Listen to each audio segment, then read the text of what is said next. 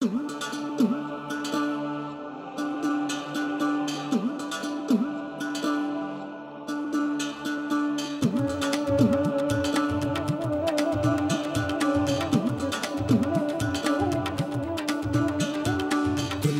जब सोई हो तुम जाग जाते हो, पहले रब के सामने तुम हाथ उठाते हो, फिर मखलूक की खिदमत में तुम झुक जाते हो। दूध की ये नेमत हम तक पहुंचाते हो। तूने जीवन की तस्वीरें रंगों में है ढाली, तेरे दम से है आती हर घर में खुशहाली। खुशहाली हो, खुशहाली, खुशहाली हो, खुशहाली।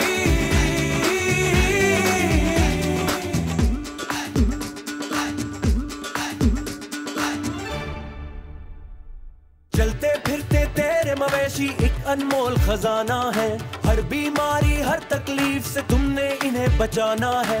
याद है रखना तुमने अपनी पैदावार बढ़ाना है, आगाही और इल्म के हर पहलू को अपनाना है। हो जो सेहतमंद कौम समझो हमने मंजिल पाली। खुशहाली हो, खुशहाली, खुशहाली हो,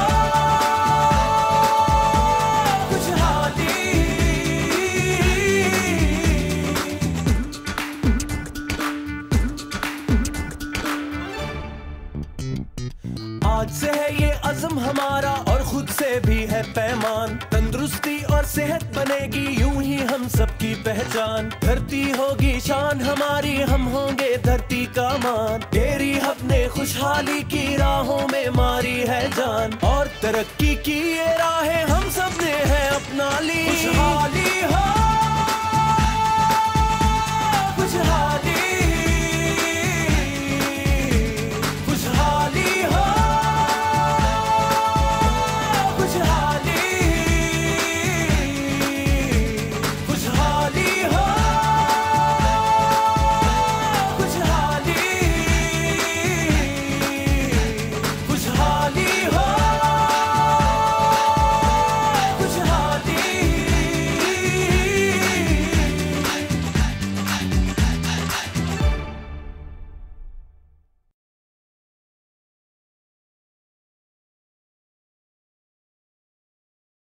बिस्मिल्लाहिर्रहमानिर्रहीम। अस्सलाम वालेकुम नाज़रीन, मैं हूं आपकी मेज़बान रूबी अनम और मेरे साथ हैं डॉक्टर नासिर जावेद। कैसे नासिर, आप ठीक ठाक हैं? ठीक रूबी, अल्लाह का शुक्र।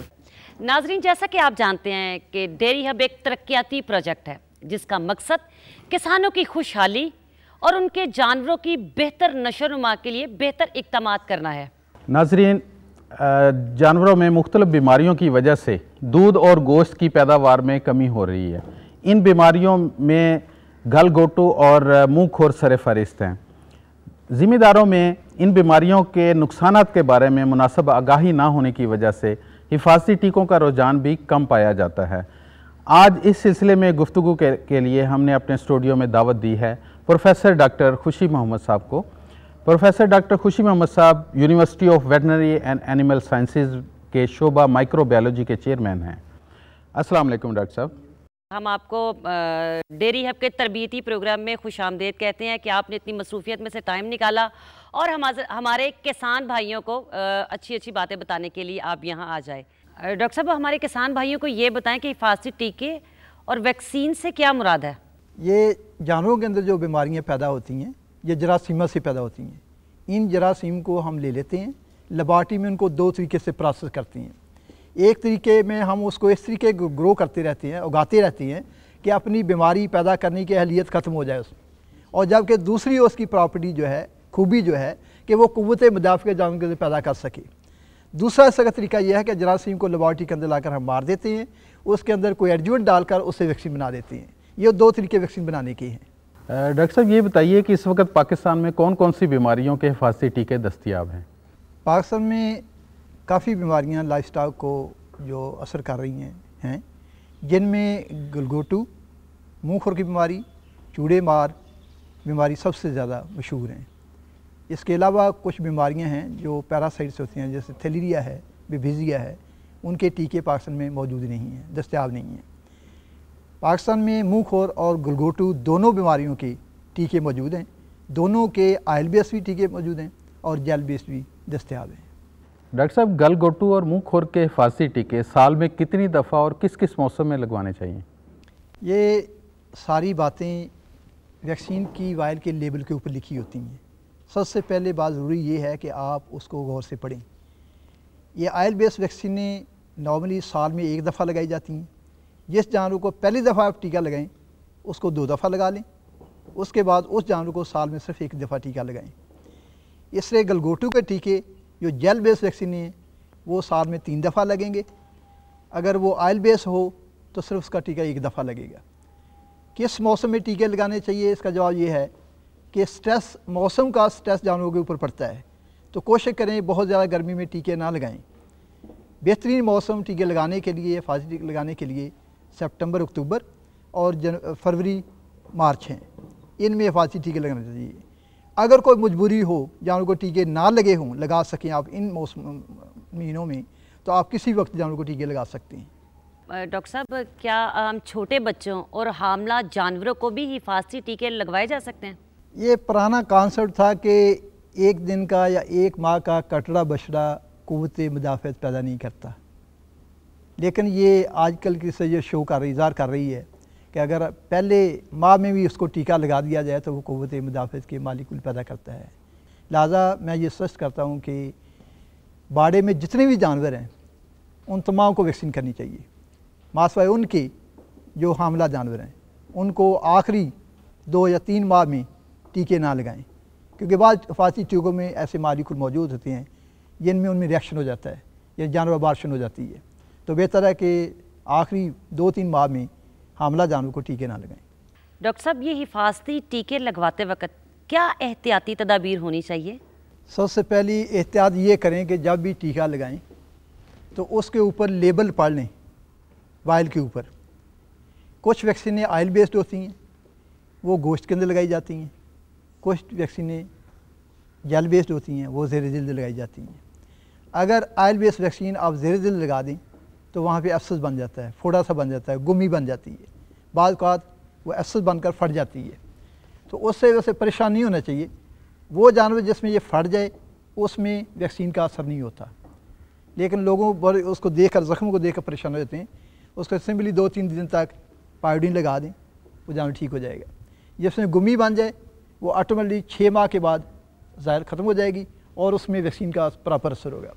दूसरी उसमें हिफाजती तदाबीर ये करनी चाहिए कि जिस बाड़े में ये बीमारी आई हुई हो या करीब जानवरों में कहीं आई हुई हो, वहाँ पे इसका टीका ना लगाएं। अगर ये आपने वहाँ पे टीका लगा दिया और वायरस आ गया, जरासीम वहाँ पे आ गया, तो इससे बीमारी की शिद्दत ज़्यादा हो जाएगी, जिससे नुकसान ज़्यादा होने के चांसेस हैं।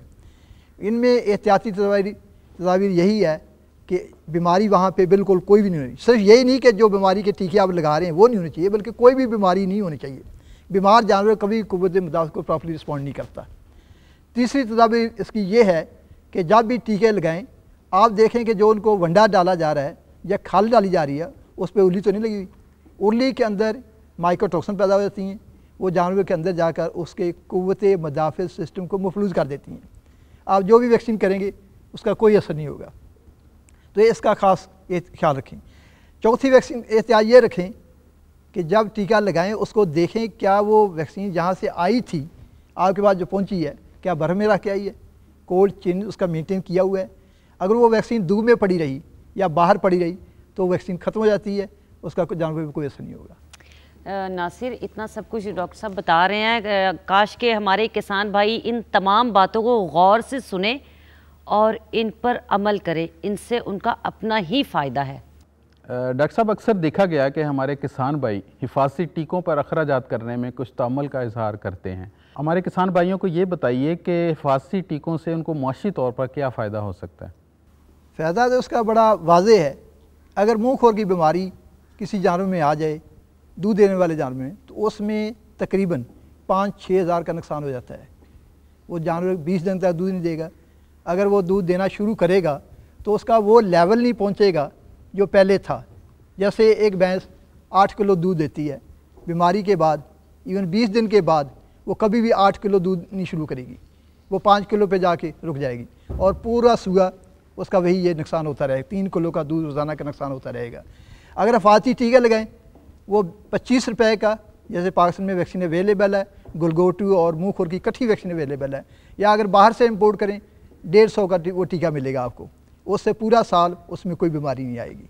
लिहाजा टीके लगाने से आप 5-6 हज़ार के नुकसान से बच सकते हैं। जब आपके पास ज़्यादा जानवर हैं तो ये ज़्यादा नुकसान भी हो सकता है, तो बेहतर है कि इतने कम थोड़े से पैसों में अपना फ़ायदा ज़रूर सोचें, क्योंकि डॉक्टर साहब आपने देखा होगा कि हम लोग ज़्यादातर कोशिश करते हैं कि काम वैसे निपट जाए। डॉक्टर साहब हम आपको दिखाते हैं कि चौधरी अब्दुल हमीद अपने जानवरों को हिफाजती टीके लगवाना भी चाहते हैं या नहीं।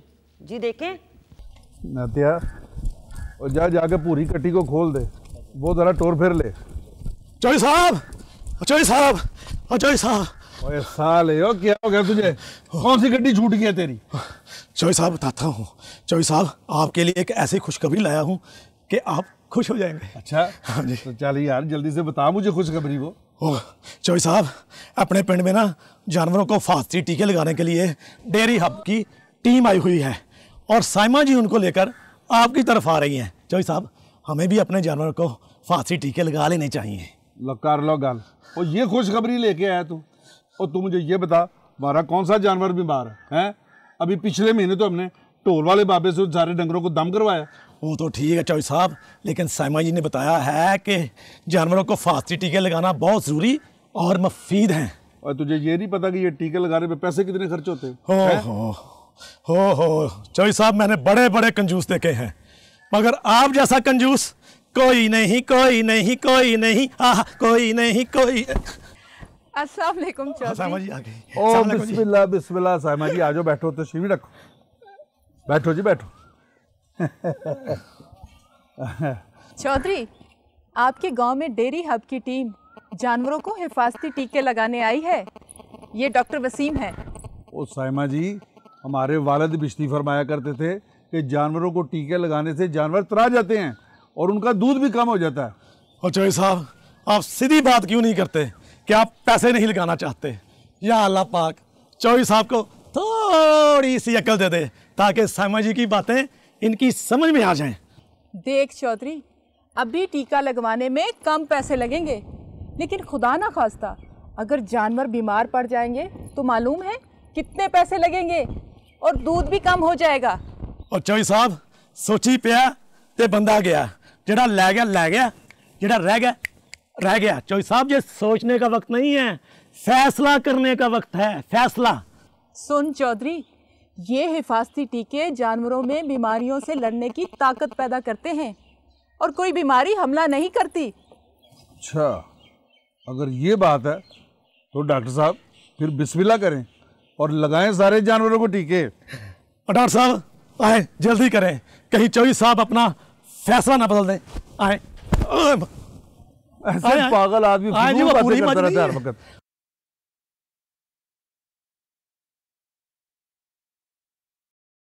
नाजरीन, आपने चौधरी अब्दुल हमीद के बहाने और साइमा जी के मशवरे देखे और इसके साथ ही हमने प्रोफेसर डॉक्टर खुशी मोहम्मद की मुफीद बातें सुनी।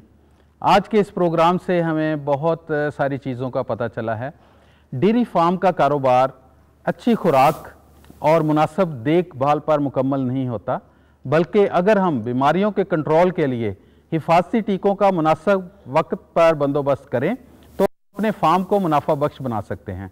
आज का थोड़ा सा खर्चा हमें कल के बहुत बड़े नुकसान से बचा सकता है, इसलिए हमें अपने जानवरों को वक्त पर हिफाजती टीके ज़रूर लगवाने चाहिए। डॉक्टर साहब आपके आने का बहुत बहुत शुक्रिया कि डेयरी हब के तरबियती प्रोग्राम में आप आए, हमारे किसान भाइयों को इतने मुफीद मशवरे दिए। अब इन्हें चाहिए हमारे किसान भाइयों को तरक्की करने के लिए और मज़ीद कामयाबियाँ हासिल करने के लिए आपकी बातों पे अमल करें। आपके आने का शुक्रिया। इसके साथ ही आज के प्रोग्राम का टाइम ख़त्म होता है। जल्दी डेयरी हब के एक और तरबियती प्रोग्राम के साथ मैं और डॉक्टर नासिर आपकी खिदमत में फिर हाजिर होंगे। तब तक के लिए इजाज़त दीजिए। अल्लाह हाफिज़।